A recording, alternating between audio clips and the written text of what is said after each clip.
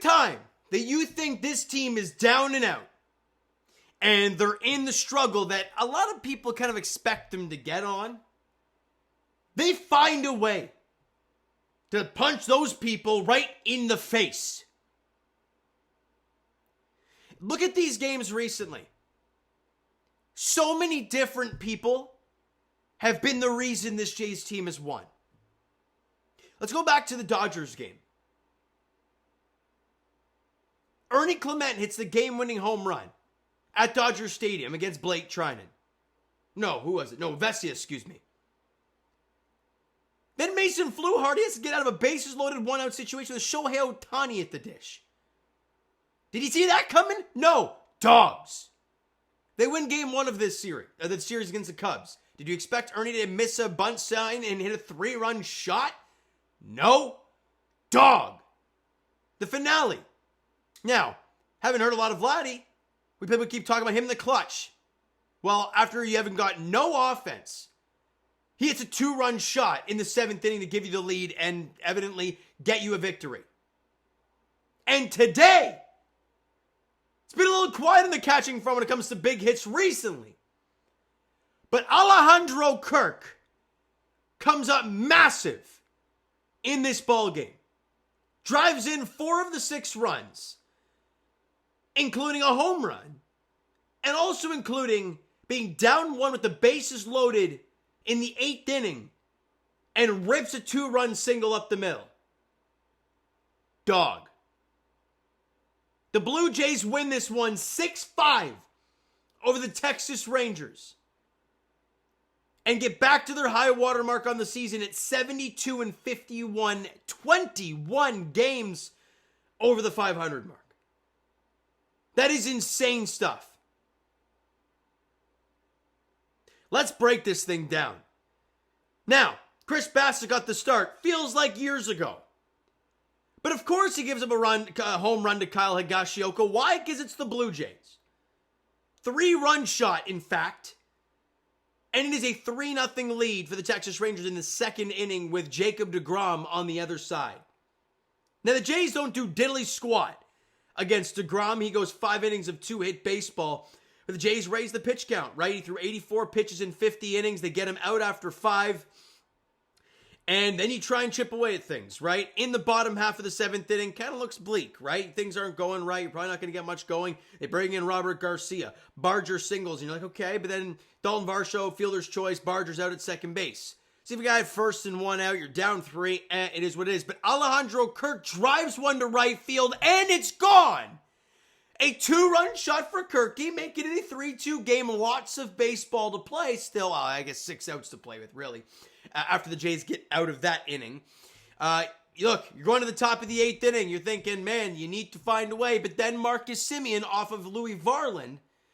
And if you're a Toronto sports fan, watching a guy who torments your franchise hit a 3-run shot in Kyle Higashioka, and watching a former player of ours hit a 2-run shot.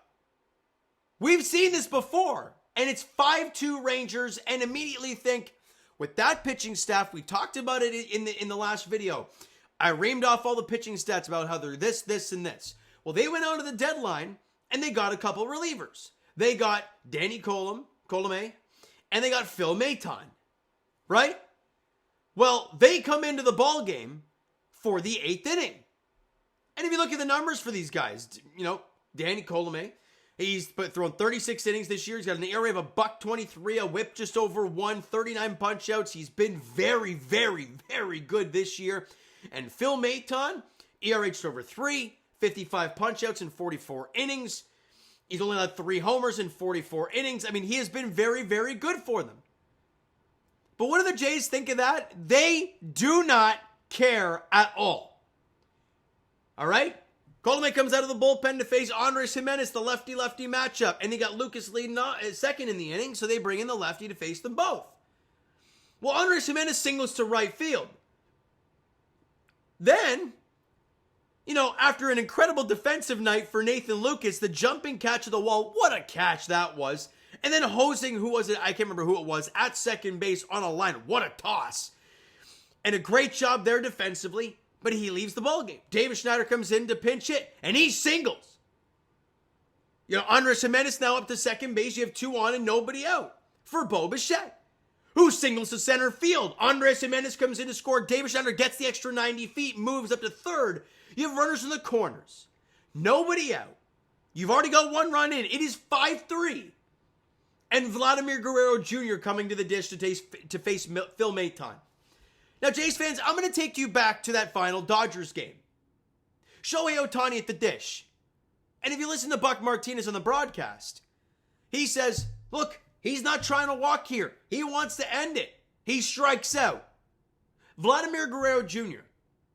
goes up to the plate and doesn't expand. I think he chased 1, but also, fine, you walked.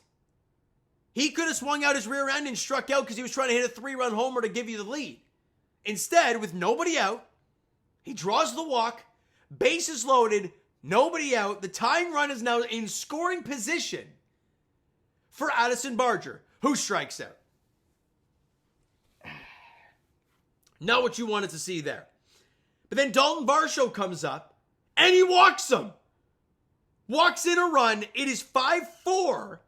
The tying run is 90 feet away.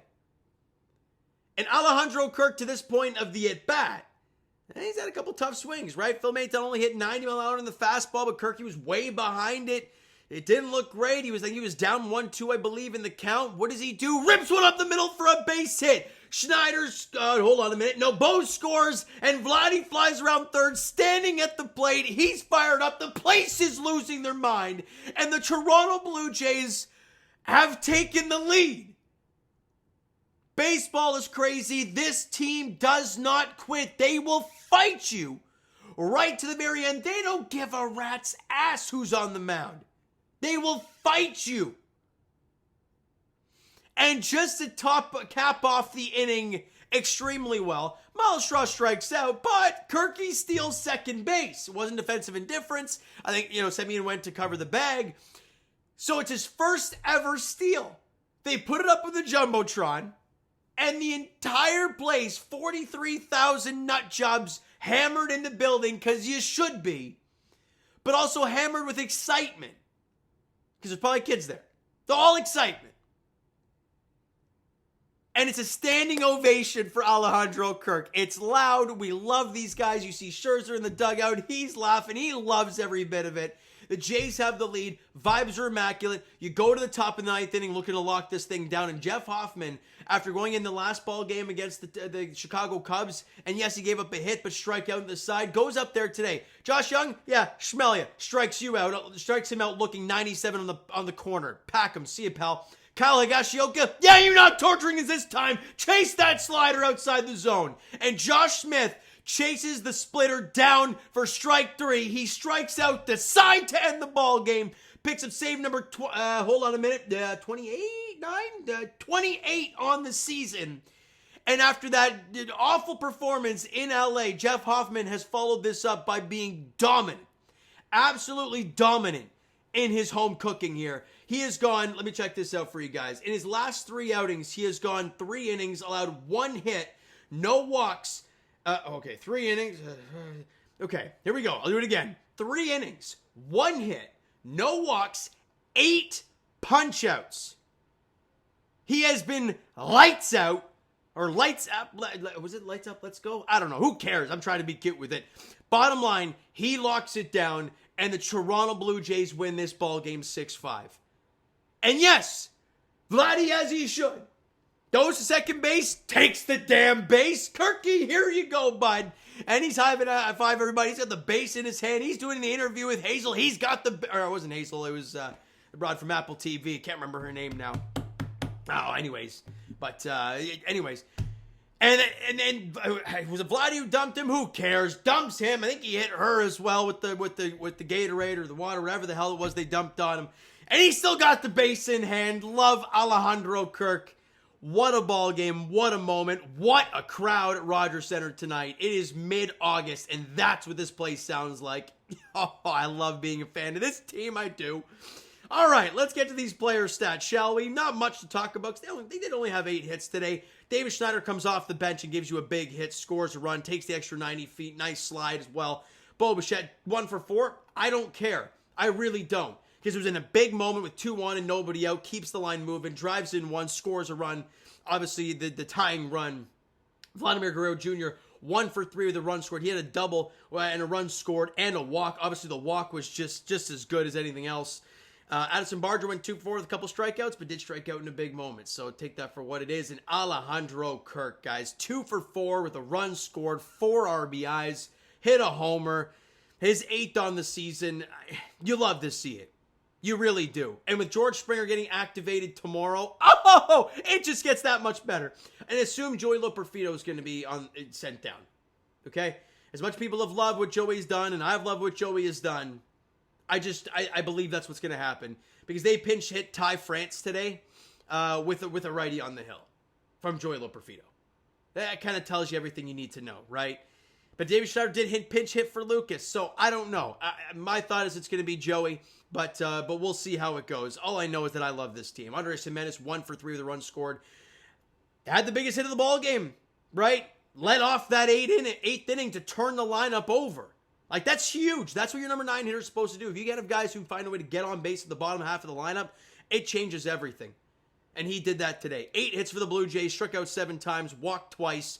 Pitching-wise, Chris Bassitt wasn't great, right? 5 innings, 4 hits, 3 runs, 4 strikeouts, did walk 4 guys and allow a 3-run shot. Home runs continue to be the problem for this starting rotation, right? Braden Fisher, he needed that. After the rough outing he had against the Cubs, he had a clean inning of work today. Walked a guy, but nothing more. Yariel Rodriguez, he needed a good clean inning. No base runners, 2 punch-outs. And actually, Mason Fluharty went 2/3 an inning, allowed a walk, but unfortunately that's, Louis Varland allowed the 2-run shot. So that run is technically charged to Mason Fluharty. That's a tough one. And Louis Varland, obviously we talked about it. Went 1/3 of an inning, allowed a hit. It was a 2-run shot to Simeon. So he gets an earned run. Did strike out a guy, but he actually picks up the victory today. It is what it is. And Jeff Hoffman. Clean inning, no base runners, 3 punch-outs. Schmelia, ball game. Now, quick out-of-town scoreboard update. Look, you expected this, right? The Yankees are probably going to win this game. They're at 4-3 right now against the Cardinals in the 9th inning. The Yankees have 2 on and nobody out. They're probably going to win that ball game. So they'll stay 6.5 behind the Blue Jays. And the Red Sox walked off the Marlins 2-1. Jays did their job. And the Astros lost. So that's good when it comes to being out of the wild card spot, right? You look at the Blue Jays record. They have 3 less losses than the Houston Astros. You're in good shape. You're a game up on the Tigers. You're 3 up on the Astros. You're 5 up on the Red Sox. You're 6.5 up on the Yankees. Great stuff. This win today was more massive than I think we realized. With those teams winning as well, you needed to find a way. You did. It was gutsy. And open this series with a W. Oh, it's sweet. Oh, it is sweet. Now, game 2 tomorrow. 3:07 first pitch at Rogers Center. Patrick Corbin gets the ball for the Texas Rangers. Eric Lauer gets the ball for the Blue Jays in game 2 of this 3-game series.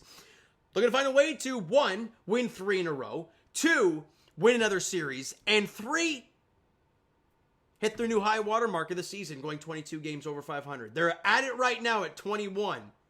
Can they get to 22? And I think the crazy thing about that, Jays fans, remember that stretch where they lost 3 or 4 in Baltimore, lost the finale to the Tigers. They had that 2 or 3 series loss to the Kansas City Royals.